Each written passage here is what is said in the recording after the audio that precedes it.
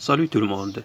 Nous allons parler aujourd'hui de la nouvelle policière. C'est quoi la nouvelle policière et comment peut-on construire une nouvelle policière? La nouvelle policière d'abord, c'est un type de récit, un genre de texte. C'est dans lequel l'auteur ou le nouvelliste, c'est-à-dire l'écrivain, parle d'un crime, par exemple un cambriolage, un vol, un viol, un suicide ou un meurtre. La nouvelle policière se construit selon la structure narrative composée de 5 étapes successives qui représentent un développement au niveau des événements, des actions et des circonstances de l'histoire.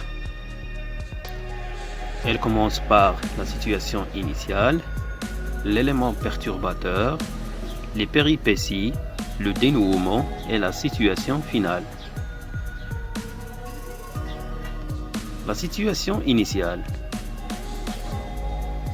Toute nouvelle policière commence par une situation initiale qui est le début de l'histoire. Le nouvelliste ou l'écrivain, celui qui a écrit la nouvelle, fait la présentation des personnages, du temps, de lieu, des actions de son récit. La situation initiale se caractérise par le calme et la stabilité.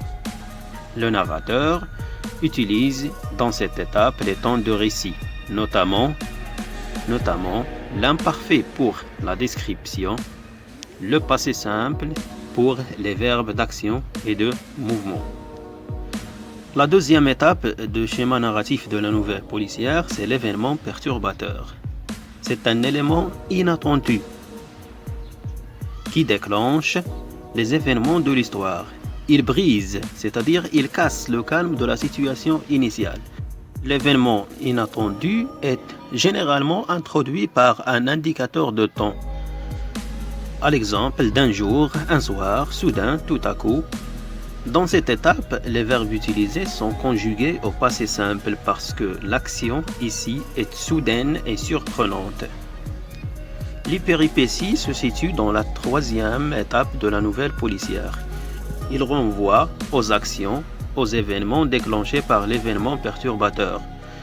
Elles permettent de maintenir le chemin vers le criminel, accumuler les traces et les indices, de découvrir les premiers fils de solution. Les verbes d'action, de mouvement sont au passé simple parce que l'ensemble des actions sont successives et suivies. Par la suite vient le dénouement et la chute finale de la nouvelle policière. Ça correspond à la solution et la situation finale, c'est-à-dire la résolution de l'événement perturbateur, du problème du récit.